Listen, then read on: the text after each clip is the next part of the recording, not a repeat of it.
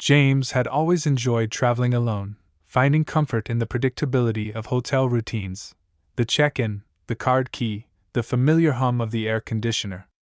But this time, something felt off the moment he stepped into room 417. At first, it was subtle. The armchair was slightly closer to the window than he remembered from the brochure photos, the desk lamp angled differently. Shrugging it off, he unpacked and went to bed, exhausted from his flight. That night, he awoke to a soft creak and the faint scent of old perfume he hadn't noticed before. Sitting up, he noticed the room had changed more than he expected.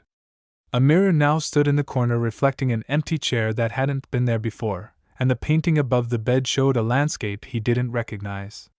Confused, he touched the walls, ran his fingers over the furniture, convinced he was dreaming. But the changes were too precise, too deliberate. Each night, the room shifted further, the layout subtly warped, shadows moved differently, and in the reflection of the mirror, he sometimes glimpsed a figure standing behind him for a fleeting second before vanishing. His curiosity turned to unease, but sleep pulled him in again, knowing he had to wake up to see what new changes the hotel room had prepared, as if the room itself was alive, orchestrating some slow, inescapable plan that he could not yet understand. By the third night, James could no longer ignore the room's strange behavior. He carefully examined every detail before going to bed, the position of the furniture, the paintings, even the pattern on the rug, and committed it all to memory. Yet, when he woke, everything had shifted again. The armchair now faced the door, the desk lamp illuminated a corner of the ceiling that had been dark before, and the painting had changed entirely, depicting a stormy sky over a city he didn't recognize. Even more unsettling was the mirror. Instead of reflecting his own face, it sometimes showed fleeting glimpses of another man standing behind him, pale and expressionless. Fear began gnawing at him, but he was trapped in a cycle he couldn't break, sleeping each night to witness the changes, waking each morning to the room's new configuration, and feeling more like a guest in a living entity than a visitor. One night, the whispers began, soft, unintelligible murmurs that seemed to come from the walls themselves.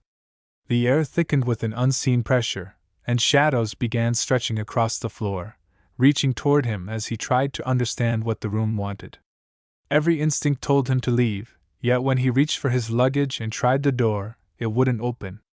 The room wasn't just changing, it was trapping him, and he realized with a sinking horror that each night, he was learning more about its strange intentions, even as the room seemed to anticipate his every move. On the fifth night, James knew he had to confront the room itself.